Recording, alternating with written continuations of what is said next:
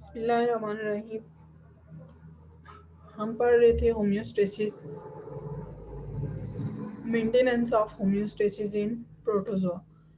उसमें सबसे पहले हमने पढ़ा है कि जो पहला मेथड था उनकी होम्योस्टेसिस को मेंटेन करने का, वो किस तरह से था कि सपोर्ट थी। सपोर्ट उनको किस तरह से हुई थी? पेलिकल की वजह से और उनको साइटोप्लाज्म की वजह से। जो पेलिकल थी वो माइक्रोट्यूब्यूल्स की अरेंजमेंट थी, उसके नीचे प्लाज्मा मेम्ब्रेन के नीचे माइक्रोट्यूब्यूल्स की जो अरेंजमेंट थी उसको क्या कहा था हमने? पेलिकल कह दिया था। और उसके बाद जो साइटोप्लाज्म था उसकी दो रीजन्स थे, जो कि एक एक्टोप्लाज्म था और एक एंडोप्लाज्म था। उसमें एक्टोप्लाज्म जो था वो क्या था कि एक्टोप्लाज्म आउटर रीजन था जो पेलिकल के बिल्कुल अंदर वाली साइड पे जो प्रेजेंट था पार्ट, उसको एक्टोप्लाज्म का था। और एंडोप्लाज्म जो था उसमें फ्लूइड लाइक था और उसमें सारी की सारी ऑर्गेनल्स थी जो वो सस्पेंडेड थी। ठीक है। तो नेक्स्ट जो है दूसरा मेथड जो है उसको मेंटेन करने का होम्योस्टेसिस को, वो क्या था कि उनकी ओस्मो रेगुलेशन थी। ओस्मो रेगुलेशन मींस कि ओस्मोसिस के थ्रू उनकी रेगुलेशन होनी है बॉडी के अंदर साल्ट्स की एंड अदर सब्सटेंसेस की, वाटर की। कहते हैं कि ऐसा प्रोसेस जो कि साल्ट और वाटर बैलेंस को मेंटेन करे बॉडी के अंदर, उसको क्या कहते हैं? Osmo regulation. उसमें दो तरह के प्रोटोजोन्स थे, मेरीन थे और फ्रेश वाटर थे। और मेरीन वाटर जो हमें पता है कि जो मेरीन वाटर है उसमें साल्ट्स की कंसनट्रेशन ज़्यादा होती है। तो जो उनकी मेरीन वाटर में रहने वाले थे जो प्रोटोजोन्स, उनकी बॉडी के अंदर जो सल्यूट्स की कंसनट्रेशन थी वो सिमिलर थी इन्वायरमेंट के साथ, इसलिए उनको ऐसा कोई प्रॉब्लम फेस नहीं करने पड़ रहे थे रेगुलेशन को लेके। इसके बरक्स अगर फ्रेश वाटर प्रोटोजोन्स को देखें तो इनको एक प्रॉब्लम रहती है हमेशा। वो क्या रहती है कि उनकी बॉडी के अंदर जो पानी है वो ऑस्मोसिस के थ्रू एंटर होता रहता है। तो उनको उस पानी को रिमूव करने के लिए या उस डिफ़िकल्टी को ओवरकम करने के लिए उनको एक ऐसा स्ट्रक्चर चाहिए था बॉडी के अंदर जिसकी वजह से वो क्या करें, अपने सोल्यूट कंसंट्रेशन को बैलेंस कर सकें अपने साइटोप्लाज्म के अंदर। तो ये जो सोल्यूट कंसंट्रेशन थी फ्रेश वाटर प्रोटोजोन्स की, उनके बॉडी के अंदर बहुत ज़्यादा थी। फिर अगर सोल्यूट कंसंट्रेशन इनकी बॉडी के अंदर ज़्यादा हो गई है तो इनको रेगुलेट करना चाहिए वाटर और सॉल्ट कंसंट्रेशन उनके साइटोप्लाज्म के अंदर। तो इनकी जो ऑस्मो रेगुलेशन है वो किस तरह से होती है? इनकी कॉन्ट्रैक्टाइल वैक्यूल की वजह से। कॉन्ट्रैक्टाइल वैक्यूल जो है वो क्या चीज़ है कि कॉन्ट्रैक्टाइल वैक्यूल करता क्या है कि वो एक्सेस वाटर जो है वो बॉडी के अंदर से वो रिमूव करवाता है। ये आप देख रहे हैं, ये कॉन्ट्रैक्टाइल वैक्यूल है, ये अंदर कॉन्ट्रैक्टाइल वैक्यूल है। और जो साइड्स पे इसकी जो कलेक्टिंग ट्यूब्यूल्स हैं वो रेडिएट हुई हुई हैं, दंसी हुई हैं साइटोप्लाज्म के अंदर। तो ये क्या करती हैं कि जब भी बाहर से कोई न्यूट्रिएंट्स आते हैं या बाहर से कोई चीज़ आती है डिफ्यूजन के थ्रू, तो वो यहाँ से मूव करेगी इन ट्यूब्यूल्स के थ्रू पूरे बॉडी पार्ट्स के अंदर। और जब भी यहाँ से कोई चीज़ बाहर जानी होगी तो ये यहाँ सबसे पहले वो कलेक्टिंग ट्यूब्यूल्स में इकट्ठी होगी आके, उसके बाद वो जो वैक्यूल है वो कॉन्ट्रैक्ट करेगा और एक्सपेल कर देगा सारे वेस्ट को बॉडी के बाहर। ये कॉन्ट्रैक्टाइल वैक्यूल बनता कैसे है कि बहुत सारे छोटे छोटे वैक्यूल्स जो होते हैं बॉडी के अंदर उनकी फ्यूजन से बनता है। और ये कुछ प्रोटोजोन्स में इस कॉन्ट्रैक्टाइल वैक्यूल को as a permanent organelle consider किया जाता है कि वो उस सेल की क्या है, परमानेंट ऑर्गेनेलिज है, कि वो काम कर रही हैं किसका मेंटेनेंस का काम कर रही है ना, कि वो बॉडी के अंदर साल्ट और वाटर का जो बैलेंस है उसको मेंटेन कर रही है। तो ये वैक्यूल जो हैं वो कलेक्टिंग ट्यूब्यूल्स के बने होते हैं। मैंने आपको पहले इसका स्ट्रक्चर समझा दिया है कि ये ट्यूब्यूल्स हैं, ये इन्होंने रेडिएट किया होता है साइटोप्लाज्म के अंदर।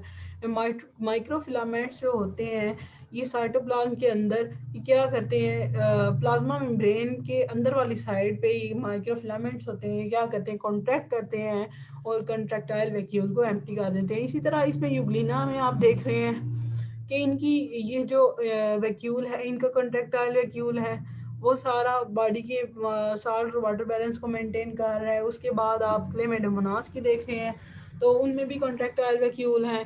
तो वो क्या कर रहे हैं, ये सारे क्या कर रहे हैं, मेंटेन कर रहे हैं होम्योस्टेसिस को, यानी कि वाटर और साल्ट के बैलेंस को बॉडी के अंदर मेंटेन कर रहे हैं।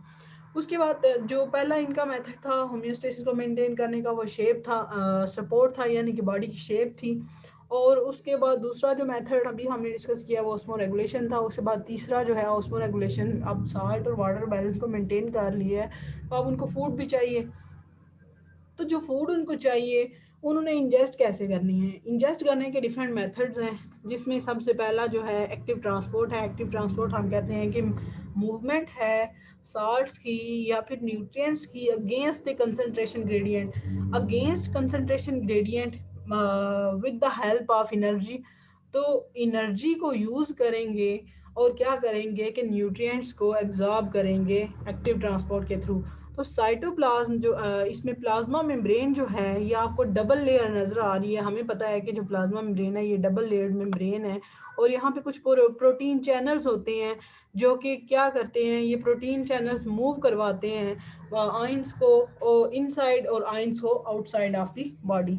तो ये जो सारे चैनल्स हैं ये डिफ्यूजन के प्रोसेस को क्या करते हैं, ये हेल्प आउट करते हैं। लेकिन यहाँ पे एक्टिव ट्रांसपोर्ट हो रही है, तो एनर्जी के यूज़ को हम क्या कहते हैं कि एनर्जी यूज़ करेंगे, सेल अपनी एनर्जी को यूज़ करेगा और बाहर से न्यूट्रिएंट्स को एब्जॉर्ब करेगा, और यहाँ पे आके जो एटीपी जो है एनर्जी लगा के वो अपने अंदर से सब्सटेंसेस बाहर भेज रहा है। ये आउटसाइड इन्वायरमेंट है सेल का, और ये क्या है, इनसाइड ऑफ इन्वायरमेंट है। यहाँ पे साइटोप्लाज्म है, साइटोप्लाज्म के अंदर से कुछ चीज़ें बाहर जाएंगी और बाहर से कुछ चीज़ें अंदर आएंगी। गेटेड चैनल्स हैं, ये सारे चैनल्स क्या कर रहे हैं, कुछ चैनल्स पोटेशियम को इनसाइड मूव करवा रहे हैं, आउटसाइड मूव करवा रहे हैं। कुछ चैनल जो है वो सोडियम को इनसाइड और आउटसाइड मूव करवा रहे हैं। तो ये आयन बैलेंस जो है इसी तरह से मेंटेन कर रहे हैं। जब न्यूट्रिएंट्स को एब्जॉर्ब कर रहे हैं तो साथ साथ आयन के भी बैलेंस को मेंटेन कर रहे हैं बॉडी के अंदर। कुछ जो है प्रोटोजोन्स वो क्या कर रहे हैं कि पूरे का पूरा फूड पार्टिकल ही जो है वो इंजेस्ट कर रहे हैं, इनगल्फ कर रहे हैं। तो वो किस तरह से इनगल्फ करते हैं, एंडोसाइटोसिस के थ्रू। एंडोसाइटोसिस क्या होती है कि जो फूड पार्टिकल है ये इन्वायरमेंट है, ये आउटसाइड ऑफ सेल है, ये इनसाइड ऑफ सेल है। तो एंडोसाइटोसिस के थ्रू ये क्या कर रहे हैं कि सेल्स क्या कर रहे हैं, फूड पार्टिकल्स को अंदर लेके आ रहे हैं। तो एंडोसाइटोसिस हो रही है। तो फूड पार्टिकल किस तरह से आएगा, ये फूड पार्टिकल जब आपकी प्लाज्मा मेम्ब्रेन के साथ जब ये स्ट्राइक करेगा तो क्या होगा, प्लाज्मा मेम्ब्रेन इनसाइड जो है वो पुश होगी, इन्वेजिनेट करेगी, एक ग्रूव बना देगी। उस ग्रूव में फूड पार्टिकल चला जाएगा और वो ग्रूव क्या होगा, वो क्लोज हो जाएगा यहाँ से। जब ये क्लोज हो जाएगा तो साइटोप्लाज्म के अंदर ये आ जाएगा पार्टिकल। अब उस फूड पार्टिकल को उस मेम्ब्रेन ने इनक्लोज कर लिया है, तो इसका मतलब है हम कहते हैं कि वेजिकल ये फूड वैक्यूल बन गया है। ये फूड वैक्यूल जो बन गया है, हम कहते हैं कि फूड वैक्यूल एक ऐसी ऑर्गेनल है जो कि मेम्ब्रेन बाउंड ऑर्गेनेली होती है, जिसके अंदर फूड पार्टिकल्स होते हैं। अब ये फूड पार्टिकल क्या करेगा, यहाँ पे लाइसोसोम एंजाइम है, लाइसोसोम है इस साइटोप्लाज्म के अंदर, जिसके अंदर एंजाइम्स हैं जो कि डाइजेशन में हेल्प करते हैं। ये क्या करेंगे कि लाइसोसोम के साथ ये फ्यूज करेगा और दोनों अपने कंटेंट्स को शेयर करेंगे, एंजाइम्स रिलीज करेगा जो कि इसकी डाइजेशन करवाएगा। अब ये फूड पार्टिकल जब डाइजेस्ट हो गया है, डाइजेशन के जो प्रोडक्ट्स हैं ये क्या करेंगे, पूरे फूड वैक्यूल जो है पूरे सेल के अंदर ये डिस्ट्रीब्यूट करेगा अपने डाइजेशन के प्रोडक्ट्स, और फिर वहाँ से एक्सक्रीशन के प्रोडक्ट्स को लेके इसी वेजिकल को लेके ये अब ये इजेशन वैक्यूल बन गया। ठीक है, जब वो अंदर आया है तो ये फूड वैक्यूल बन गया है। जब ये यहाँ से बाहर जाएगा तो ये यहाँ से क्या बन के जाएगा, ये यहाँ से इजेशन वैक्यूल बन के जाएगा। तो एक्सोसाइटोसिस के थ्रू ये अपने कंटेंट्स को उसी तरह से बाहर मूव करवा देगा। जब ये फूड पार्टिकल बॉडी के अंदर आया है तो ये कहाँ कैसे आया है, यहाँ पे एंडोसाइटोसिस हुई है। जब ये बाहर गया है तो यहाँ पे क्या होगी, ये एक्सोसाइटोसिस। जब ये अंदर आया है फूड पार्टिकल,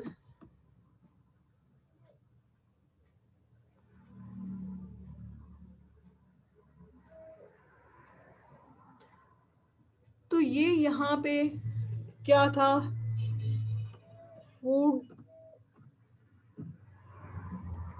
वैक्यूल और इंजेक्शन वैक्यूल।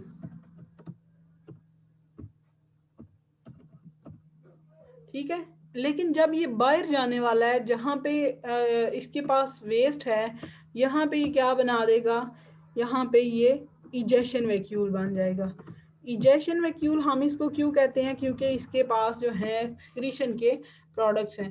ठीक है, उसके बाद जो कुछ जो होते हैं इन प्रोटोजोन्स होते हैं, वो क्या करते हैं कि इंजेस्ट करते हैं किसके थ्रू, साइटोफेरेंक्स और ग्यूलेट के थ्रू। तो साइटोफेरेंक्स क्या है, साइटोफेरेंक्स उनके पास एक ऐसी एक जिसको साइटोफेरेंक्स को कहते हैं माउथ, ठीक है। तो माउथ जो है, माउथ लाइक या ग्यूलेट जो है, वो एक उभार सा होता है इनकी बॉडी के ऊपर, जिसके थ्रू ये क्या करते हैं कि बॉडी को ये इनटेक करते हैं फूड का। तो ये जो गिलेट है, इसके थ्रू ये इनटेक करते हैं फूड का, और यहाँ से ये फूड पार्टिकल बनता है, फूड वैक्यूल बन के ये साइटोप्लाज्म में आता है, वहाँ से लाइसोसोमल एक्टिविटीज होती हैं, यूग्लिना के अंदर होता है गिलेट, ठीक है। तो ये यहाँ से सारा वेस्ट निकल के फिर ये गिलेट के थ्रू ही यहाँ से निकल जाएगा एक्सोसाइटोसिस के थ्रू। उसके बाद जो अब इनकी फूड की इंजेक्शन हो गई है, तो इंजेक्शन के बाद फूड की डाइजेशन किस तरह से होती है, समहाउ तो मैंने आपको तरीका पहले ही बता दिया है, समझा दिया है कि इनकी जो डाइजेशन है फूड की वो किस तरह से होगी। तो जब इनकी फूड की डाइजेशन होनी है तो वो कैसे होगी कि इनका जो फूड वैक्यूल है,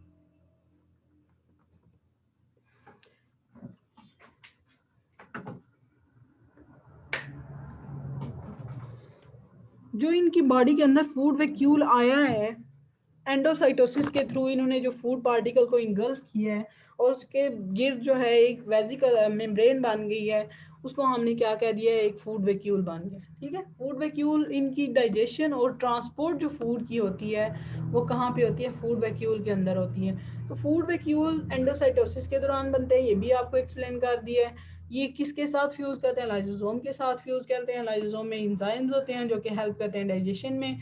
उसके बाद फूड वैक्यूल जो है जब डाइजेशन कंप्लीट हो गई है तो ये सर्कुलेट करता है साइटोप्लाज्म के अंदर, फिर वहाँ पे प्रोडक्ट्स जो हैं डाइजेशन की उनको डिस्ट्रीब्यूट कर देता है, फिर ये इजेक्शन वैक्यूल बन जाता है जिसमें वेस्ट प्रोडक्ट्स होते हैं। जब कंप्लीट हो जाती है डाइजेशन तो ये क्या बन जाता है, ये इजेक्शन वैक्यूल। जब ये इजेक्शन वैक्यूल बन गया तो एक्सोसाइटोसिस के थ्रू ये अपने कंटेंट्स जो हैं वो outside of the cell remove कर देगा, ठीक है, रिलीज कर देगा। जब इसके कंटेंट्स इसने रिमूव करने हैं तो जब आया तो एंडोसाइटोसिस के थ्रू है, साइटोप्लाज्म की इन्वेजिनेशन की वजह से आया है। जब ये बाहर जाने लगेगा, जब इस ये अपने कंटेंट्स रिलीज करेगा तो एक टेम्परेरी पोर बन जाएगा पेलिकल के स्पेशलाइज्ड रीजन पे। पेलिकल हमने कहा है कि जो inner to the plasma membrane एक माइक्रोट्यूब्यूल्स के अरेंजमेंट है, उसको हम क्या कहते हैं, पेलिकल। वहाँ पे एक पोर बन जाएगा, टेम्परेरी पोर। वो उस पोर को हम क्या कहते हैं, साइटोपाइज, ठीक है। साइटोपाइज जो है वहां से क्या होगी, इनकी एक्सक्रीशन होगी। तो यहाँ से इनकी अगर डायग्राम के थ्रू अगर आपको दिखाएं तो ये डाइजेशन जो है, ये फूड पार्टिकल है, तो यहाँ पे जब ये फूड पार्टिकल आया है, फूड पार्टिकल जब आया है तो यहाँ से पिंचिंग हुई है इनवर्ड, किसकी, प्लाज्मा मेम्ब्रेन की पिंचिंग हुई है, तो फूड पार्टिकल जो है वो इस प्लाज्मा मेम्ब्रेन में आ गया, इसको इसी ने कवर कर लिया। तो जब ये अंदर आ गया है तो ये फूड वैक्यूल बन गया, ठीक है। जब ये बॉडी के अंदर आ गया है तो ये वेजिकल यानी कि फूड वैक्यूल बन गया है। जब ये फूड वैक्यूल एंडोसाइटोसिस के थ्रू अंदर आया है तो यहाँ पे साइटोप्लाज्म के अंदर लाइसोसोम है। लाइसोसोम एक ऐसी मेम्ब्रेन बाउंड ऑर्गेनेली है जिसके पास अपने एंजाइम्स होते हैं जो कि डाइजेशन में हेल्प करते हैं, और भी बहुत सारे प्रोसेस करते होंगे। लेकिन जब ये फूड वैक्यूल आ गया, जब ये फूड वैक्यूल के साथ फिर फ्यूज करेगा और अपने वहाँ पे करेगा, कंटेंट्स उसके साथ शेयर करेगा,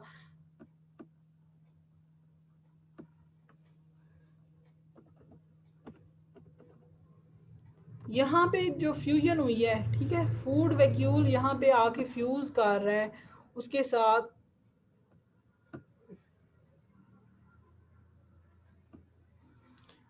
फ्यूज किया है फूड वैक्यूल ने किसके साथ, लाइसोसोम के साथ। उसने एंजाइम्स रिलीज किए हैं और इसको डाइजेस्ट करवा दिया है। जब उसने इसको डाइजेस्ट करवा दिया है तो डाइजेशन के बाद ये क्या करेगा, ये पूरे साइटोप्लाज्म के अंदर डिस्ट्रीब्यूट करेगा अपने डाइजेशन के प्रोडक्ट्स को। जब इसने करनी है जब इसने यहाँ पे क्या बन गया, यहाँ पे क्या बने, साइटोपाइज बन गया, ये एक टेम्परेरी पोर बन गया इस साइटोप्लाज्म के ऊपर, इस प्लाज्मा मेम्ब्रेन पे। यहाँ से क्या होगी, यहाँ से एक्सोसाइटोसिस होगी, ठीक है। एक्सो एक्सोसाइटोसिस के थ्रू ये क्या करेगा, साइटोपाइट जो है ये अपने कंटेंट्स रिलीज करेगा। तो ये इनकी डाइजेशन इस तरह से कंप्लीट हो गया। अगर हम एग्जांपल लेके इसको करें,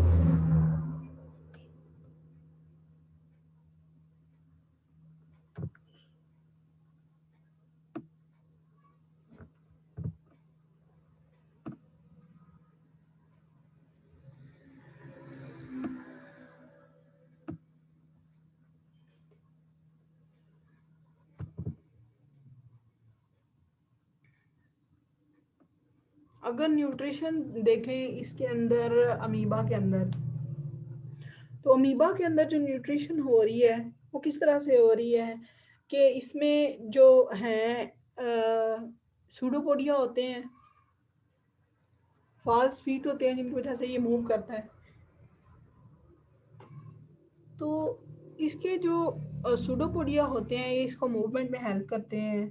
तो ये इसके न्यूक्लियस है इसका, ये फूड पार्टिकल जो बाहर से आ रहा है वो क्या करेगा कि इसके ये जो सूडोपोडिया है, तो हम ये देखें इलांगेट हो गए ना इसके सूडोपोडिया, फूड को इनगल्फ करने के लिए, इंजेस्ट करने के लिए फूड पार्टिकल को।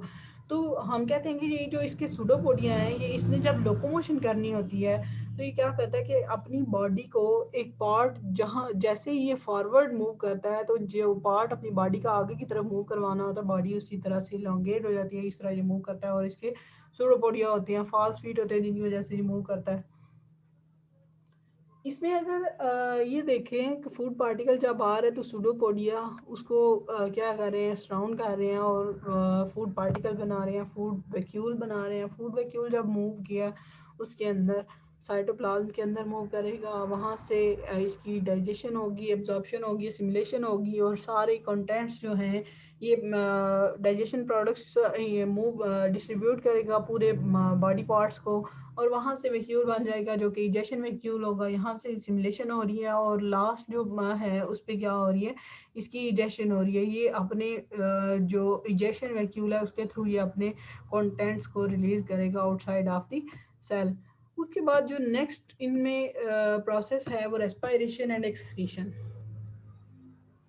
तो रेस्पायरेशन का मतलब है कि प्रोटोजोआ भी रेस्पायर करते हैं, चूँकि ये एनिमल्स हैं, लिविंग एनिमल्स हैं, ये रेस्पायर करेंगे।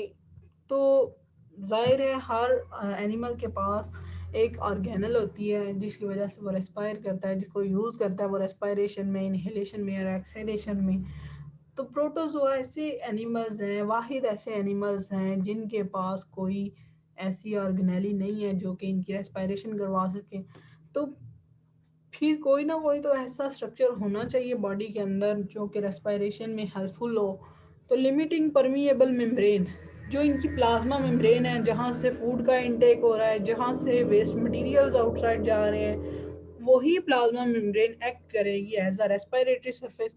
तो रेस्पायरेशन के लिए इनको जो लिमिटिंग फैक्टर है इनकी बॉडी के अंदर वो क्या है, प्लाज्मा मेम्ब्रेन।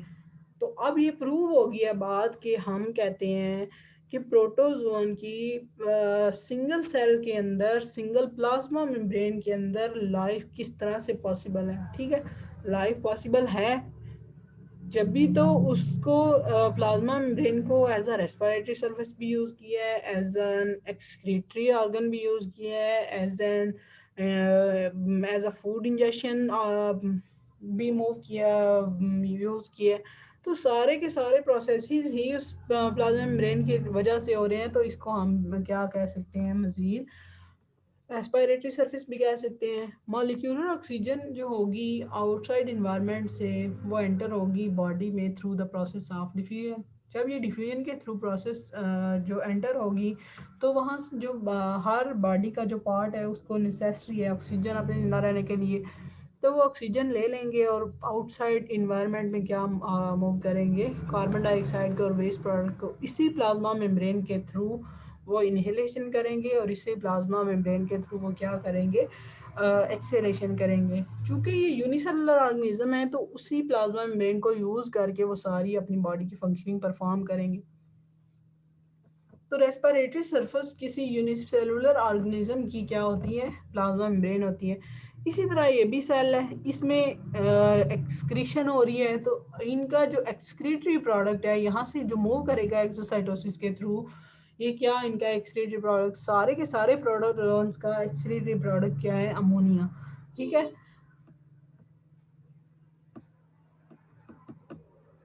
ये तो उनमें हो गया कि होम्योस्टेसिस को मेंटेन करने के लिए उनको जो मेथड्स रिक्वायर हैं वो क्या क्या हैं। सबसे पहला सपोर्ट है जो कि साइटोप्लाज्म और पेलिकल की वजह से है, उसके बाद ओस्मो रेगुलेशन है, वो फ्रेश वाटर में उनको प्रॉब्लम होता है ओस्मो रेगुलेट करने का। उसके बाद इनकी इंजेक्शन ऑफ फूड है, वो इंजेक्शन फूड को इंजेस्ट करने के 3 मेथड्स हैं, जिसमें सबसे पहला था एक्टिव ट्रांसपोर्ट, दूसरा एंडोसाइटोसिस और तीसरा उसका साइटोफेरेंक्स और गिलेट के थ्रू उनकी इंजेक्शन थी। उसके बाद डाइजेशन थी, वो फूड वैक्यूल में उनकी सारी की सारी डाइजेशन होती है और लाइसोसोमल एंजाइम्स जो हैं वो इसमें इवॉल्व होते हैं। उसके बाद इनकी रेस्पिरेशन और एक्सक्रीशन थी, वो भी कहाँ से होती है, इनकी रेस्पिरेटरी सरफेस क्या है, वो प्लाज्मा मेम्ब्रेन है जिसके थ्रू ये एक्सक्रीट भी करते हैं और रेस्पायर भी करते हैं। नेक्स्ट जो टॉपिक है इनकी रिप्रोडक्शन का, ठीक है, ये रिप्रोडक्शन जो है, रिप्रोड्यूस ये यूनिसेलुलर भी हैं प्रोटोजोन्स और क्या है मल्टीसेलुलर भी हैं। तो रिप्रोडक्शन इनकी 2 तरीकों से हो सकती है, वो एसेक्सुअल रिप्रोडक्शन भी होगी और वो सेक्सुअल रिप्रोडक्शन भी होगी। Sexual asexual reproduction further 3 division है उसकी, जिसमें सबसे पहली जो है वो मल्टीपल फिशन है या फिर शिजोगोनी है, उसके बाद बाइनरी फिशन है, उसके बाद क्या है बडिंग है। और जो सेक्सुअल रिप्रोडक्शन है ये कॉन्जुगेशन है। कॉन्जुगेशन को हम क्या कहते हैं, सिनगैमी भी कहते हैं। ठीक है, कॉन्जुगेशन और सिनगैमी जो है वो सिमिलर प्रोसेसेस ही हैं। ठीक है, समहाउ। तो इसमें हम डिटेल से पढ़ेंगे कि रिप्रोडक्शन एसेक्सुअल रिप्रोडक्शन किन वे से हो रही है, किस किस तरह से हो रही है, विद एग्जांपल्स हम इसको डिस्कस करेंगे और सेक्सुअल रिप्रोडक्शन भी इनकी फर्दर हम स्टडी करेंगे। तो इनमें एसेक्सुअल रिप्रोडक्शन का सबसे पहली जो टाइप है वो क्या है, वो है बाइनरी फिशन। बाइनरी फिशन जो है सेक्सुअल एसेक्सुअल रिप्रोडक्शन की ऐसी टाइप है जहाँ पे एक पेरेंट सेल डिवाइड करता है और 2 आइडेंटिकल सेल्स बना देता है। ठीक है, 2 डॉटर सेल्स बना देता है, एक पेरेंट सेल डिवाइड करके 2 डॉटर सेल्स बनाता है और उसमें उन डॉटर सेल्स में से हर सेल का इतना पोटेंशियल होता है कि वो ओरिजिनल सेल के साइज के जितना ग्रो कर सके। ठीक है, अगर इसको एग्जांपल के थ्रू देखें तो बाइनरी फिशन की टाइप्स जो हैं वो 3 टाइप्स होती हैं। ठीक है, मोस्टली इसकी हम 2 ही टाइप्स को स्टडी करते हैं जो कि ट्रांसवर्स और लॉन्गिट्यूडनल बाइनरी फिशन है। इरेगुलर बाइनरी फिशन को इतना स्टडी नहीं किया जा सकता। ठीक है, इसमें जो इसकी पहली टाइप है बाइनरी फिशन की, वो अगर डायग्राम से देखें तो वो ज़्यादा इजी होता है हमारे लिए समझना, उसको अंडरस्टैंड करना ज़्यादा इजी होता है। तो लॉन्गिट्यूडनल बाइनरी फिशन जो है वो किस तरह से होती है, इसमें अगर एग्जांपल ले लें, इसकी यूग्लिना की एग्जांपल ले लें तो ये ज़्यादा बेटर रहेगी। अगर इसकी बॉडी को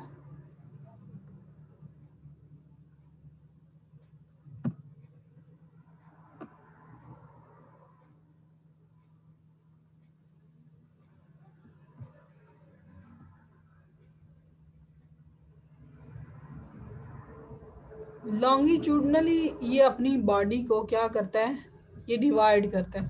ठीक है, तो ये जो इसकी डिवीजन है बॉडी की वो क्या है कि ये एक हॉरिजेंटल एक वर्टिकल लाइन है, वो इसको डिवाइड कर देती है बॉडी को। तो देखें इसका जो न्यूक्लियस है वो क्या करता है, ये जो इसका न्यूक्लियस है ये डिवाइड होगा, ये आप 2 हाफ्स में हमने इसको डिवाइड करना है। तो ये न्यूक्लियस जो है वो आधा है बॉडी के एक साइड पे और आधा कहाँ पे चला जाएगा, दूसरी साइड पे चला जाएगा। जब इसकी रिप्रोडक्शन कंप्लीट होगी तो ये क्या होगा, एसेक्सुअल रिप्रोडक्शन जो है उसमें कोई गैमेट्स का बनना लाजमी नहीं होता। हाँ, बल्कि उसमें गैमेट्स बनते ही नहीं है, गैमेट्स का कोई कंसेप्ट ही नहीं है। एक ही पेरेंट सेल है, वो डॉटर सेल्स में डिवाइड होगा और क्या बन जाएंगे, डॉटर सेल्स बन जाएंगे। और इस तरह इसमें आप देख रहे हैं तो रिजल्टिंग सेल्स जो हैं वो बन रहे हैं कितने, 2 सेल्स बन रहे हैं, जिनमें से हर सेल के पास क्या है, अपना अपना न्यूक्लियस है। ठीक है, ये 2 सेल्स बन गए। ठीक है, ये बाइनरी फिशन है, एक वर्टिकल लाइन है जो कि इनको डिवाइड कर रही है। उसके बाद अगर पैरामीशियम की एग्जांपल ले लें तो उसमें ट्रांसवर्स बाइनरी फिशन होती है। ठीक है, बाइनरी फिशन उसमें ट्रांसवर्स होती है, उसमें लॉन्गिट्यूडनल नहीं हो सकती। ट्रांसवर्स बाइनरी फिशन में देखें तो उसकी जो हॉरिजेंटल लाइन है वो लाइन पास करती है उसकी बॉडी के सेंटर से, जो कि उसके न्यूक्लियस को इस तरह से, ठीक है, इस तरह से ये लाइन है वो उसको कर रही है डिवाइड, बॉडी को दो हाल्फ में डिवाइड कर रही है, और उसका न्यूक्लियर कंटेंट जो है वो आधा एक साइड पे है और आधा दूसरी साइड पे है। तो इस तरह इसकी बॉडी की दो डिवीजन हो गई हैं, तो ये ट्रांसवर्स बाइनरी फिशन है। इसी तरह से अगर थर्ड टाइप देखें बाइनरी फिशन की, तो वो इरेगुलर बाइनरी फिशन है।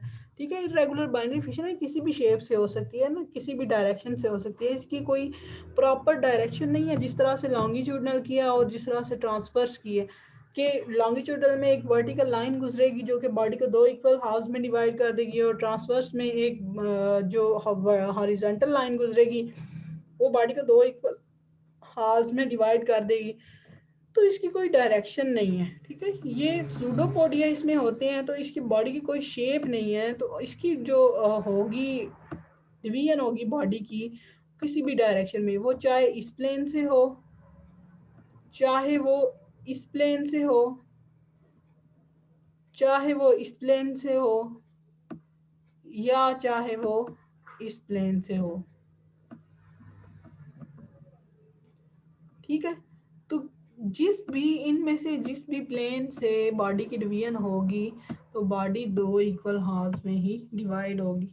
तो ठीक है, तो ये इरेगुलर बाइनरी फिशन होती है, जिसके रिजल्ट में कितने बनते हैं डॉटर सेल्स, दो बनते हैं। इसमें ये हम इस पे बाउंड नहीं है कि इसमें अगर इरेगुलर बाइनरी फिशन हो रही है, या इसमें ट्रांसवर्स बाइनरी फिशन हो रही है, या फिर इसमें लॉन्गिट्यूडनल बाइनरी फिशन हो रही है, तो इसमें यही इसी टाइप की बाइनरी फिशन होगी, या इसी एक ही रिप्रोडक्शन की टाइप होगी। इसमें हमने पढ़ा कि एनिमल, ये जो प्रोटोजोन्स हैं ये क्या है, पॉलीफाइलेटिक है। ठीक है, इनके मोर देन वन ओरिजिन है, तो हम इनके ओरिजिन की बेस पे इनकी रिप्रोडक्शन को भी डिवाइड कर सकते हैं। तो इसमें जो बाइनरी फिशन की समझ आ गई है हमें कि बाइनरी फिशन क्या है। एसेक्सुअल रिप्रोडक्शन की ऐसी टाइप है जिसमें क्या बनते हैं कि एक पेरेंट सेल डिवाइड करता है और दो डॉटर सेल्स बन जाते हैं, और वो डॉटर सेल जो हैं वो किसी ट्रांसफर लॉन्गिट्यूडनली भी बन सकते हैं, ट्रांसवर्सली भी बन सकते हैं, और इरेगुलरली भी बन सकते हैं। ठीक है, जैसे कि हमने यूलिना की पढ़ी है एग्जांपल, में पैरामीशियम की पढ़ी है, और इसकी अमीबा की पढ़ी है। जो नेक्स्ट है दूसरा प्रोसेस है जो रिप्रोडक्शन का, वो क्या है, एसेक्सुअल रिप्रोडक्शन का, वो क्या है, वो है बडिंग। बडिंग जो है इसमें क्या होता है कि एक जो एक सेल है, एक यूनिसेलुलर ऑर्गेनिज्म है, उसकी बॉडी के ऊपर क्या बनेगी, एक बड सी बनेगी। ठीक है, एक उभार सा बनेगा। जैसे हम लेके आते हैं कि पोटैटो लेके आते हैं, ठीक है, तो जब हम पोटैटो लेके आते हैं तो कुछ आलू ऐसे होते हैं जिनके ऊपर छोटी छोटी बर्ड्स होती हैं। ठीक है, तो उनको वो भी उनमें भी कौन सा प्रोसेस हो रहा होता है, उनमें भी बडिंग का प्रोसेस होता है, क्योंकि उनमें कुछ एनिमल लाइक प्रोटिस्ट होते हैं जिनमें ये प्रोसेस हो रहा होता है। तो इस तरह अगर बडिंग का प्रोसेस देखें तो many protozoa reproduce actually by budding. तो इस प्रोसेस में क्या होता है कि डाटर न्यूक्लियाई कैसे बनती हैं कि माइटोटिक डिवीजन होती हैं। माइटोसिस होती है जब, तो सेल डिवाइड करता है। ठीक है, जब सेल डिवाइड करता है तो माइटोटिक डिवीजन के नतीजे में क्या होता है कि एक बड बनती है जो कि साइटोप्लाज्मिक प्रोट्रूजन होती है, वो उसी सेल के साथ बनना शुरू हो जाती है। जब वो बन जाती है, उसकी ग्रोथ मुकम्मल हो जाती है, तो वो पेरेंट सेल से सेपरेट हो जाती है by the process of fission. ठीक है, तो इसमें डायग्राम के थ्रू अगर हम देखें तो बडिंग यीस्ट के अंदर होती है मोस्टली। इसी तरह से पोटैटो के अंदर भी ऐसे ही होती है। तो एक ये यीस्ट सेल है, ये क्या करेगा कि इसके ये जो कंटेंट्स हैं, ये साइटोप्लाज्म और इसका न्यूक्लियस जो है, ये क्या करेगी, इसकी एक्सटेंड होगी प्लाज्मा मेम्ब्रेन, और ये कंटेंट्स जो हैं इस बड के अंदर, इस इन्वेजिनेशन के अंदर, इस पोर के अंदर मूव करना शुरू कर देंगे।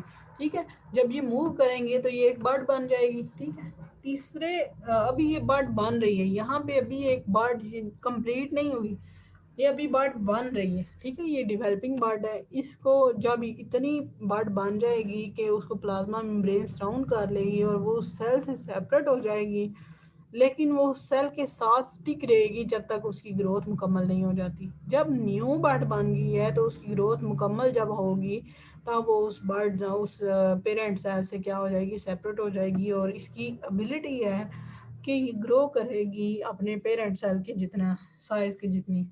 ठीक है, तो ये चेन ऑफ बर्ड्स बनती हैं। एक सेल कई तरह की बहुत ज़्यादा बर्ड्स बनाता है, और ये क्या करते हैं, सेल इसी तरह से डिवाइड करते हैं। इसके अंदर जो थर्ड प्रोसेस है एसेक्सुअल रिप्रोडक्शन का, वो है मल्टीपल फिशन।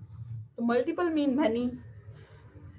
मल्टीपल फिशन का मतलब ये है कि बहुत ज़्यादा सेल्स बनेंगे with the division of single cell. ठीक है, इन multiple fission, a single cell divides into many daughter cells simultaneously। कहते हैं कि एक ही टाइम पे एक सिंगल सेल डिवाइड करके क्या कितने बहुत ज़्यादा डॉटर सेल्स बना रहा है। उसमें एग्जांपल उसने प्लाज्मोडियम की दी है और अमीबा की दी है। ठीक है, अमीबा में हमने पढ़ा है कि उसमें बाइनरी फिशन भी हो रही है, उसमें हो रही है मल्टीपल फिशन भी हो रही है। हमने कहा है कि वो इरेगुलर उसमें बाइनरी फिशन होती है, मोर देन वन डायरेक्शन से वो क्या करेगा, वो मूव करेगा। चूँकि उसमें माइटोसिस हो रही है, सेल्स की डिवीजन हो रही है, सेल फर्दर डिवाइड कर रहे हैं, तो मल्टीपल फिशन जब होगी तो क्या होगा कि प्लाज्मोडियम में अगर देखें, एग्जांपल प्लाज्मोडियम के लें, तो सिंगल सेल जो है वो डिवाइड करेगा और बहुत ज़्यादा सेल्स बना देगा। जो जितने भी सेल्स बनेंगे उनका अपना अपना न्यूक्लियस होगा सबका। ठीक है, तो ये मल्टीपल फिशन या, और इसको दूसरा नाम क्या है, शिज़ोगोनी। डायग्राम के थ्रू अगर इसको एक्सप्लेन करें तो एक न्यूक्लियस है सेल का, ये पेरेंट सेल है। इसमें क्या होगा, पेरेंट सेल में जब डिवीजन होगी, माइटोसिस होगी, तो एक सिस्ट बनेगी। ठीक है, जब एक साइटोप्लाज्म के अंदर एक सिस्ट बनेगी, उस सिस्ट के अंदर बहुत ज़्यादा न्यूक्लियस होंगे। तो मैंने आपको पहले भी एक्सप्लेन किया है कि जो माइटोसिस का प्रोसेस होता है उसके नतीजे में क्या बनते हैं, मल्टीपल सेल्स बनते हैं, मल्टीपल आइडेंटिकल सेल्स बनते हैं। जब डिवीजन होती है तो कितने सेल्स बना, एक से ज़्यादा सेल्स बनते हैं और वो पेरेंट सेल के जितने ही होते हैं। ठीक है, तो वो एक सिस्ट बन जाती है जिसमें बहुत ज़्यादा न्यूक्लियस होते हैं। तो जितने भी न्यूक्लियाई होंगे उस सिस्ट के अंदर, तो जब वो सिस्ट ब्रेक करेगी उतने ही डॉटर सेल बनेंगे। ठीक है, तो नंबर ऑफ न्यूक्लियाई जो है वो इस बात को इंडिकेट करता है कि जितने भी, जब वो सिस्ट ब्रेक करेगी तो उतने ही डॉटर सेल्स बनेंगे। तो इसमें जब सिस्ट बनती है, सिस्ट में न्यूक्लियर माइटोटिक डिवीजन होती है, सिस्ट में न्यूक्लियाई होते हैं। जब वो सिस्ट ग्रो कर जाते हैं उसमें न्यूक्लियाई इंडिविजुअल सेल्स में, तो सिस्ट ब्रेक करती है और डॉटर सेल्स उसमें से रिलीज हो जाते हैं। जो ये जो हमने अभी तीनों पढ़े हैं, बाइनरी फिशन है या फिर बडिंग है या फिर मल्टीपल फिशन है और शिज़ोगोनी, मल्टीपल फिशन और शिज़ोगोनी, ये सारे के सारे क्या हैं, एसेक्सुअल रिप्रोडक्शन के प्रोसेसेस हैं, और वो सिंगल सेल जो एनिमल्स होते हैं उनमें हो रहे होते हैं। उसके बाद जो दूसरा इनका रिप्रोडक्शन का प्रोसेस है वो क्या है, सेक्सुअल रिप्रोडक्शन है प्रोटोजोआ में। वो दो तरह से होती है, सिनगैमी होती है और कॉन्जुगेशन होती है। ये जो सिनगैमी होती है, सिनगैमी का मतलब है कि कंप्लीट फ्यूजन है दो सेल्स की या दो गैमीट्स की, जिसके नतीजे में एक जाइगोट बनता है, और उस फ्यूजन न्यूक्लियस का जो जाइगोट है उसको हम क्या कहते हैं, सिन कैरियन। ठीक है, और कंजुगेशन जो होता है वो क्या होता है कि जब दोनों सेल्स में एक वो गैमीट बन जाता है, सिन गैमी के थ्रू एक गैमीट बन जाता है, तो वो अपने माइक्रो न्यूक्लियाई को एक दूसरे के साथ शेयर करते हैं कंजुगेशन ट्यूब के थ्रू। वो जब शेयर करते हैं अपने कंटेंट को, तो वो डिप्लॉइड सेल बना देते हैं और रिजल्टिंग ऑफस्प्रिंग जो है वो हैप्लॉइड होता है। ठीक है, तो इस प्रोसेस को हम क्या कहते हैं, कॉन्जुगेशन।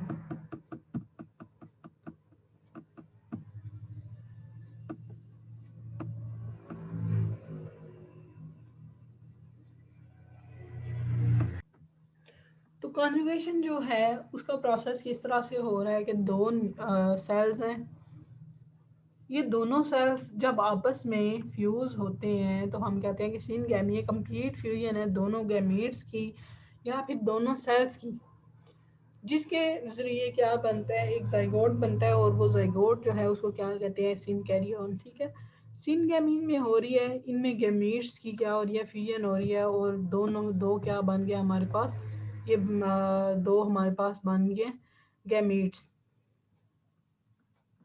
ये दो गैमीट्स हैं और इनने मिलके एक जाइगोट बनाना है और फिर ये ऑफस्प्रिंग बनाएंगे। सिनगैमी के थ्रू इनकी फ्यूजन हुई है और डिप्लॉइड माइक्रोन्यूक्लियस बना है। ठीक है, ये डिप्लॉइड न्यूक्लियस है दोनों सेल्स में। ये जो डिप्लॉइड न्यूक्लियस है ये क्या करेगा, ये फर्दर डिवाइड करेगा और अपने अंदर क्या बना देगा, माइक्रोन्यूक्लियाई बना देगा। ये माइक्रोन्यूक्लियाई जो बनेगा ये इस माइक्रोन्यूक्लियाई से मैक्रोन्यूक्लियाई बनाएगा। ठीक है, इसकी ग्रोथ होगी तो मैक्रोन्यूक्लियाई बनाएगा।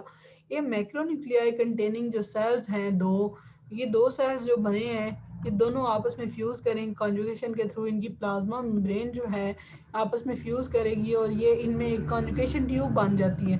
ठीक है, वो कॉन्जुगेशन ट्यूब किस तरह से कि इनमें इस तरह से कॉन्जुगेशन ट्यूब बनती है जिसके थ्रू इनके जो कंटेंट्स हैं वो एक दूसरे के साथ शेयर होते हैं। ठीक है, जब इनकी ये कॉन्जुगेशन ट्यूब बनती है तो यहाँ से मूवमेंट होगी यहाँ पे और यहाँ से मूवमेंट होगी यहाँ पे, तो ये क्या बन जाएगा, डिप्लॉइड माइक्रोन्यूक्लियस बन जाएगा। ठीक है, जब ये डिप्लॉइड माइक्रोन्यूक्लियस बनेगा तो इसमें मियोसिस होगी यानी कि रिडक्शन डिवीजन, तो डिप्लॉइड से हैप्लॉइड डॉटर सेल बनेंगे। ठीक है, जब ये दोनों सेल्स के अंदर जो मियोसिस होगी रिडक्शन डिवीजन होगी तो इंडिविजुअल सेल क्या होगा, हैप्लॉइड होगा और वो इस तरह से रिप्रोडक्शन जो है वो करता रहेगा और आखिर पे अपने जो होंगे वो ऑफस्प्रिंग्स होंगे उनको प्रोड्यूस करता रहेगा। उसके बाद अगर इनका देख लें लाइफस्टाइल, अगर इनका देख लें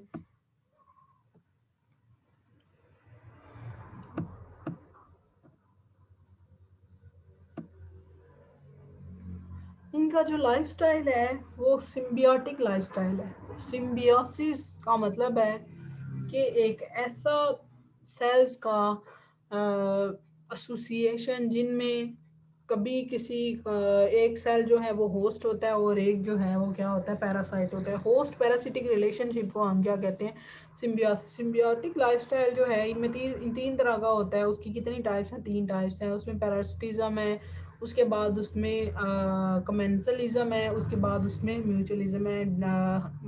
स्टेप बाय स्टेप हम इनको डिस्कस करेंगे कि पैरासिटिज्म क्या है, कमेंसलिज्म क्या है, म्यूचुअलिज्म क्या है। सबसे पहली बात कि सिम्बियोसिस है क्या। Symbiosis is an evolved interaction और close living relationship between organisms from different species. Symbiosis जो होगा ये ऐसा रिलेशन है या ऐसा इंट्रैक्शन है जो कि ऑर्गेनिजम्स के दरमियान है और किन ऑर्गेनिजम्स के दरमियान है जो कि डिफरेंट स्पीशीज से बिलोंग करते हैं, usually with benefits to one और both of the individuals involve. कहता है कि ऐसा क्लोज रिलेशनशिप है जिसमें दो डिफरेंट स्पीशीज के ऑर्गेनिजम्स इन्वॉल्व होते हैं और उन दोनों ऑर्गेनिजम्स में से कोई एक पैरासाइट होता है और कोई एक होस्ट होता है। और कभी कभी तो ऐसा होता है कि दोनों को बेनिफिट हो रहा होता है और कभी कभी ऐसा होता है कि सिर्फ और सिर्फ एक इंडिविजुअल को ही बेनिफिट हो रहा है, दोनों को नहीं। तो इसमें सिम्बियोसिस के जो टाइप्स हैं प्रोटोजोन्स के अंदर वो कॉमनली पैरासिटिज्म है। पैरासिटिज्म दो स्पीशीज के ऑर्गेनिजम्स के दरमियान एक ऐसा रिलेशनशिप है जहाँ पे एक ऐसा ऑर्गेनिज्म जो है वो पैरासाइट है, जो वो पैरासाइट जो है वो होस्ट के ऊपर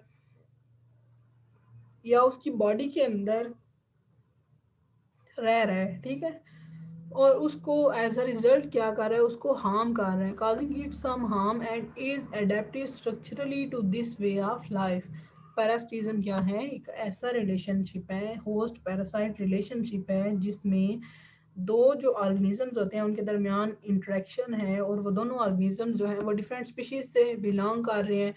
तो डिफरेंट स्पीशीज से अगर वो बिलोंग कर रहे हैं तो उनके दरमियान जो रिलेशन है वो होस्ट पैरासिटिक रिलेशनशिप है। उनमें से जो पैरासाइट है वो उस होस्ट के अंदर या ऊपर रह रहा है। ठीक है, और फिर क्या कर रहा है, उसको नुकसान भी दे रहा है और क्या है कि वो उसकी एडेप्टेशन है कि वो इस तरह के लाइफस्टाइल पे डिपेंड कर रहा है। जैसे कि अगर हम इसकी एग्जांपल ले लें, लीच की एग्जांपल ले लें। ठीक है, तो लीच की अगर हम एग्जांपल ले लेते हैं तो वो क्या कहती है कि जब वो किसी भी एनिमल के ऊपर रहती है, ठीक है, तो वो क्या करी है एज अ पैरासाइट। ठीक है, तो ज़्यादातर ये होती है गोट्स में होती है और बेफलोस में होती है, काउस में होती है, ठीक है। ये लीच जो होती है उनके कानों के गिर्द होती है, उनके ब्लड सक करती है, ठीक है। ये क्या होती है कि ये एज अ पैरासाइट एक्ट कर रही है, वो उसकी बॉडी के अंदर रह रही है, उसके बॉडी के अंदर रह रही है, उसका ब्लड सक कर रही है, खुद तो वो फ़ायदा ले रही है और उसको इन रिटर्न क्या दे रही है, नुकसान दे रही है, ठीक है। तो वो जो होस्ट है उसको हार्म कर रही है और खुद क्या ले रही है, बेनिफिट ले रही है। तो ये क्या है, होस्ट पैरासिटिक रिलेशनशिप है, इसको क्या कहते हैं, पैरासिटिज्म। इसमें होस्ट जो है उसको सबसे ज़्यादा नुकसान होता है, लेकिन वो सरवाइव करता है जब तक उसका लाइफ साइकिल कंप्लीट ना हो रहा हो, ठीक है। वो होस्ट जो है वो सरवाइव करता है, अपना लाइफ साइकिल कंप्लीट करता है, या वो एक या एक से ज़्यादा अपने लाइफ साइकिल्स कंप्लीट करने की एबिलिटी रखता है। सम पैरासाइट्स हैव मल्टीपल होस्ट, ठीक है। कुछ पैरासाइट्स ऐसे होते हैं जिनको मल्टीपल होस्ट चाहिए होता है, यानी कि उनको अपने लाइफ साइकिल कंप्लीट करने के लिए एक से ज़्यादा होस्ट चाहिए होते हैं। तो वो अगर उसकी ये जो होस्ट होते हैं ये डेफिनेटिव होस्ट भी हो सकता है,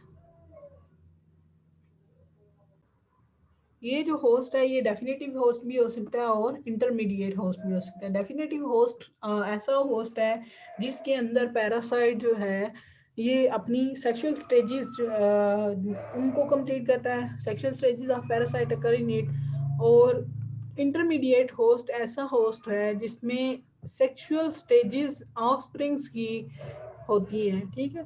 और जो डेफिनेटिव होस्ट है final asexual stage reaches it in and cycle is completed. और इंटरमीडिएट होस्ट में होता है reproduce asexually in it and some require more than one intermediate host.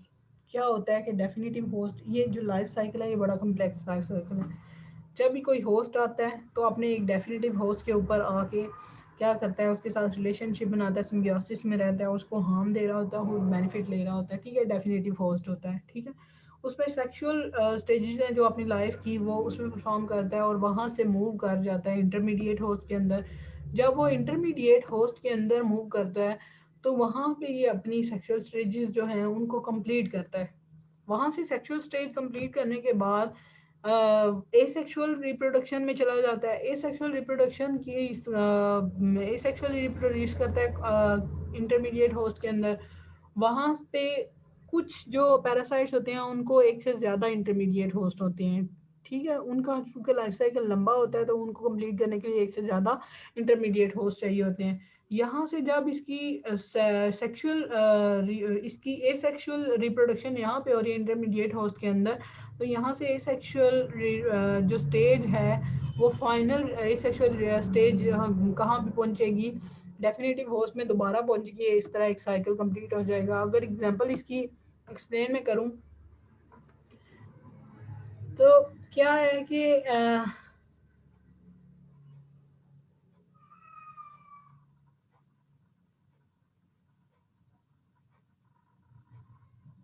एक पैरासाइट है वो कहाँ पे आया है, वो अपने डेफिनेटिव होस्ट के ऊपर आया है, ठीक है। उसने अपने डेफिनेटिव होस्ट के ऊपर अपने जो अडल्ट पैरासाइट आया है, इसने अपने एक बर्ड है, इसने क्या किया है कि अपने एग्स जो हैं इस डेफिनेटिव होस्ट के ऊपर एग्स ले किए हैं। वो एग्स जो हैं वो उन कहाँ पे चले गए हैं, सेक्सुअल रिप्रोडक्शन में चले गए हैं। उनने सेक्सुअल रिप्रोडक्शन जब करनी है तो मिरासीडिया उनने बना के, तो उनके जो इसके ऑफस्प्रिंग्स होंगे कहाँ पे चले जाएंगे, मैं इंटरमीडिएट होस्ट में। इंटरमीडिएट होस्ट जो है इनका स्नेल है, ठीक है। स्नेल में यहाँ पे क्या बनाएंगे, ये स्पोरोसिस्ट बनाएंगे, यहाँ पे सेक्सुअल रिप्रोडक्शन होगी।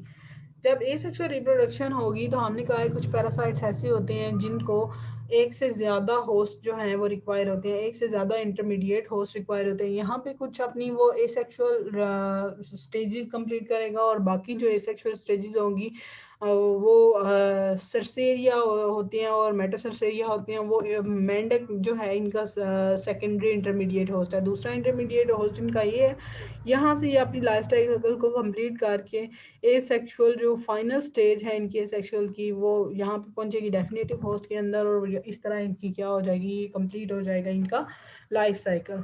तो ये जो हम फिर कहते हैं कि जो होते हैं इसमें पैरासाइट होस्ट जो है वो उसको नुकसान तो हो रहा है लेकिन वो सरवाइव करेगा अनटिल कि वो अपना लाइफ साइकिल कंप्लीट करे।